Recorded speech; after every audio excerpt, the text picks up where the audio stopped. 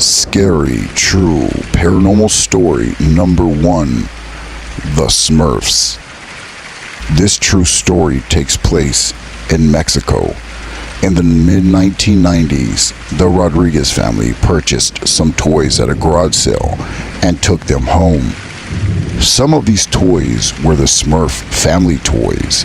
Smurfs are a blue character-like toy that originated in the 1980s. The Smurfs had a lot to do with magic and dabbling of the occult.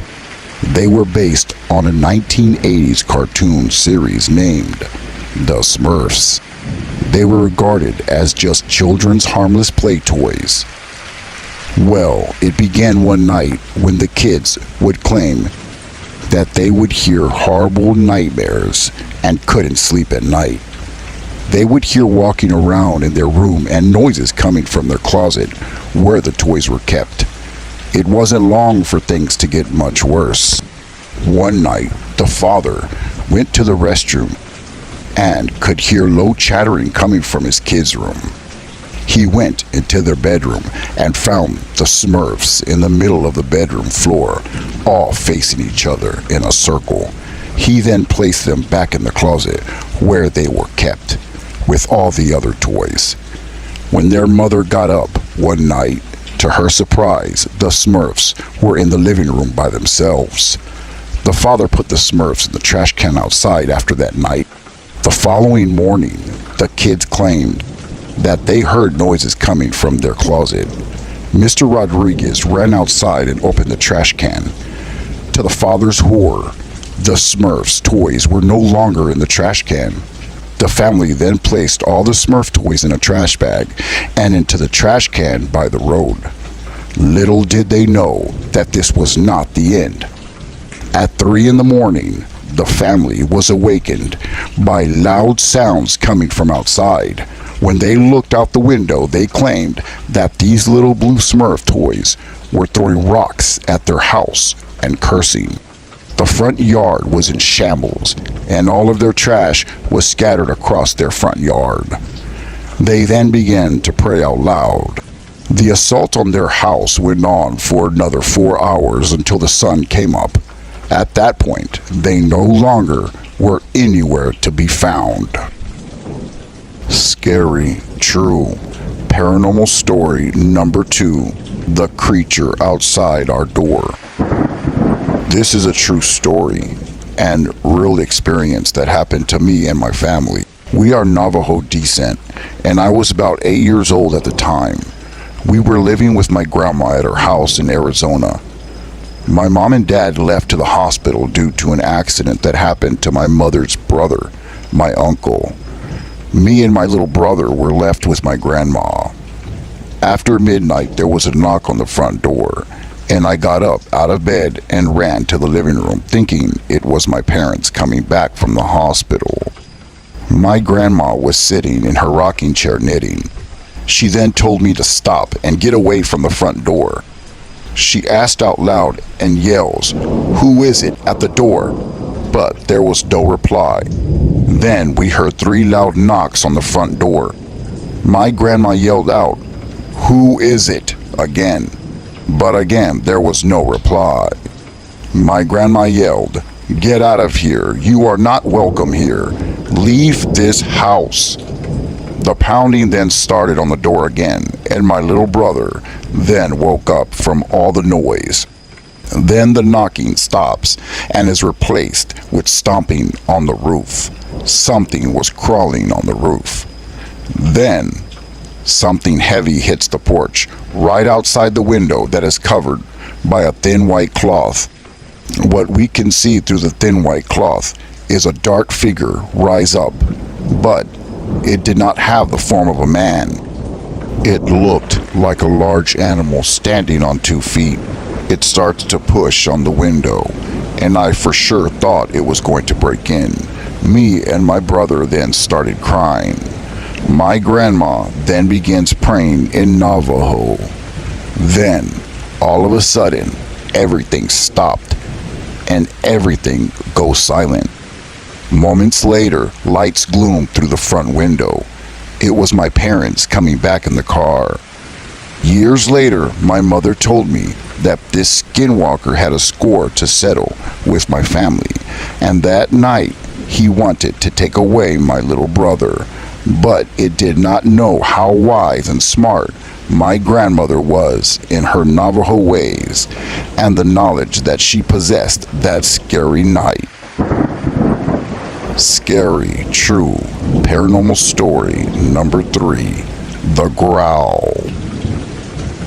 One night, me and my daughter were in my room and decided to say scary stories, 'cause there was nothing else to do and the thunderstorm took out our electricity. So we decided to say scary stories to pass the time. My other daughter and my wife were in the kitchen trying to find candles. I was telling my daughter the story about a man who was in the hospital and had a dream about a little girl who gave him a baby bear and told him to hold on to it. And when this man wakes up from his dream, his wife then says a little girl came into the room while you were asleep and had placed this bear on top of you. By the way, this is a true story. As I was telling my daughter this true story, we began to feel as if something was watching us. Since this was a true story that I was telling my daughter, I know we must have attracted something, or something was listening, because we both felt as if something else was in the room with us. Me and my daughter were laying on my bed. We were separated by some blankets and a pillow, and the room was pitch dark. As I was finishing the story, I paused for about 10 seconds because I thought I heard something on the ground. It was completely silent. Out of nowhere, we hear someone say, "Growl." It sounded like a little kid was on the ground trying to scare us, and this little kid said growl. After hearing that and knowing that no one else was in the room with us, my daughter began to scream for dear life. The hairs on my arms and on my neck went straight up. I could hear crawling around on the floor as if somebody or something was trying to scare us. Just then, my wife hurried to the room and opened the door and turned the lights on. There was nothing in the room with us. Now, fast forward about a week later, I was in my room alone thinking about that night, and all of a sudden, I feel something crawl onto my bed. Knowing that I was the only one in the room shocked me to the core, and I was petrified.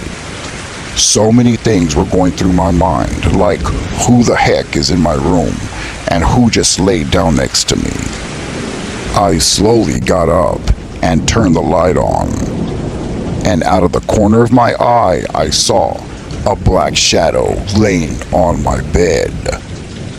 If I learned anything from this, it's that when you say these scary stories, scary things can happen because something could be listening. My clairvoyance. I am a 27-year-old female, and ever since I was a little girl, I've been able to see things that others can't. Whenever someone tells you something like that, it most likely means that they probably had a hard time growing up. Children with this gift simply don't understand their sensitivity to energies and how to safeguard against them.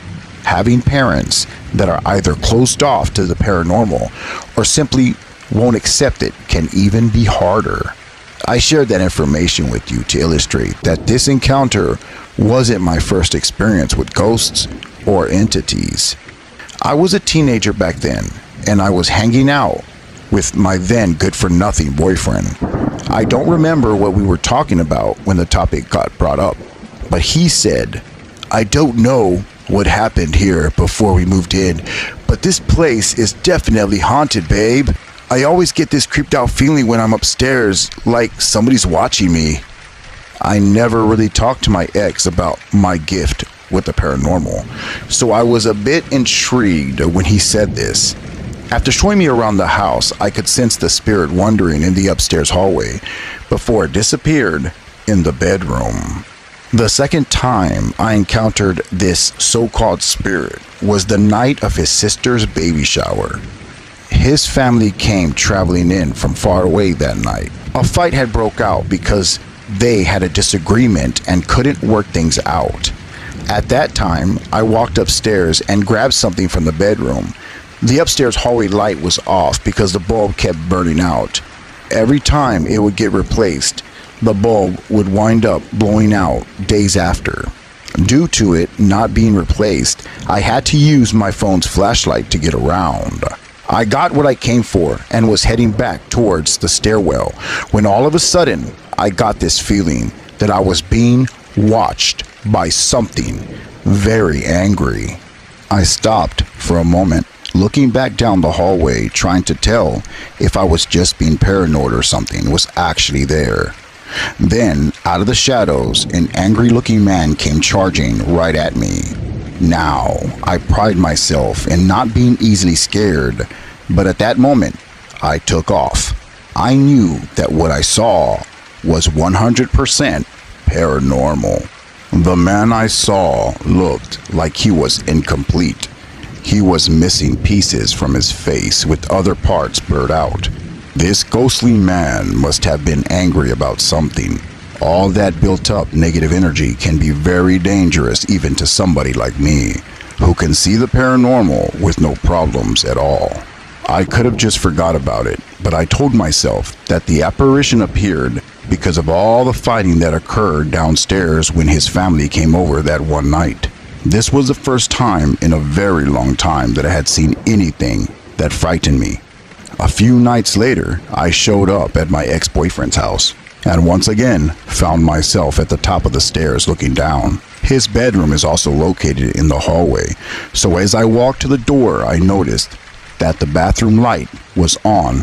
It wasn't uncommon for him to leave the light on, but the door was also slightly cracked, casting a triangular shape on the carpet. I then saw something standing there, which blocked the light coming through. At first, I thought it was my boyfriend, so I opened the door. At first, I thought it was him, so I opened the door. My happy smile quickly faded. I realized no one was there. I ran to the bedroom and opened his door. There was my ex on his bed, on his phone. He said, "Let me guess, you saw something in the bathroom, just like I did." He told me the night prior, after leaving the restroom, the door made a noise. When he turned around, he saw that the restroom door had closed all the way by itself. When he opened it, he saw an apparition standing looking at itself in the mirror. It then slowly turned towards him. He exclaims that it was a man, an older man, who looked really angry. He bolted to his bedroom, closed the door, and eventually forgot about it. We eventually went about our night, but I couldn't get over what I saw that night. My ex and I weren't together much longer after that night, and his family never came by to visit that house. I've been told by 2 different psychics that I have a dark entity attached to me, following me wherever I go. After the breakup, a lot of things in my life changed. I've always wondered if whatever was inside his house attached itself to me. But who really knows? Whenever I'm alone, I can feel the ghostly entity staring at me.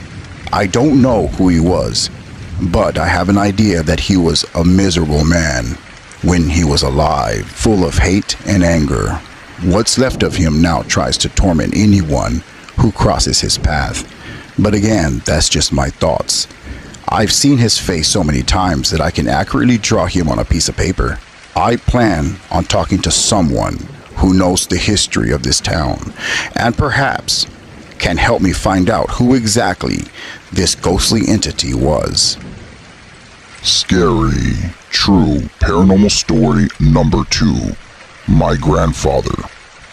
Hi, my mother told me this true story.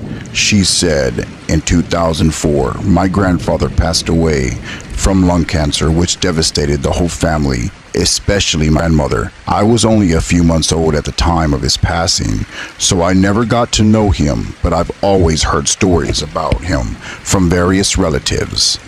They said while he was alive, he was a good man. A few weeks after the funeral, my mother had been driving back home from the store with my older brother in the car, who was 3 years old at the time. As they were on their way back home, my brother said out of nowhere, "Mommy, I saw Grandpa." This caught her off guard, and all she could do was listen. "Grandpa was in my room." My mother remained silent the rest of the way home. I don't think she believed him at first. A few months later, she was in the living room, while I was on the floor playing with my toys. My mother went into the kitchen to grab a snack for me. A few seconds later, she heard me giggling. Stepping back into the room, she playfully asked me, "What are you laughing about, honey?" What she saw, however, made her pause. I was still laughing while my hands were in the air, as if someone was going to pick me up, but nobody was there. My mom quickly scooped me up in her arms and took me to the kitchen. The last occurrence happened a year later. My grandmother had been staying with us for a few weeks, and at one point my grandfather was brought up into the conversation, and my grandmother began to cry. She was still having it hard, coping with his death. My brother, who at this time was 4 years old, told my grandmother, "Grandpa said that everything will be okay." So this compelled my mother to rush down the hallway to my brother's room to see who may be in there that he's been talking to. She swears up and down that as she entered the room, a dark, ghostly figure was standing in his room, surrounded by a strange light. When my mother called out for us to come in the room to look at the figure, and the light vanished from plain sight. When she got back to the kitchen, she tried to explain that nothing was wrong. She didn't want to upset my grandmother even more. There were no further occurrences after that day. To this day, my mother is convinced that the spirit of her father was watching over us until my grandmother finally accepted his passing over. Only then did his spirit move on. Strangely enough, I believe my mother. She wouldn't joke or lie about something like this. I did want to end this by saying that I'm not a very superstitious person, but I do believe that the dead never truly leave us. There is always some part of them that stays behind, reminding us that they are never gone.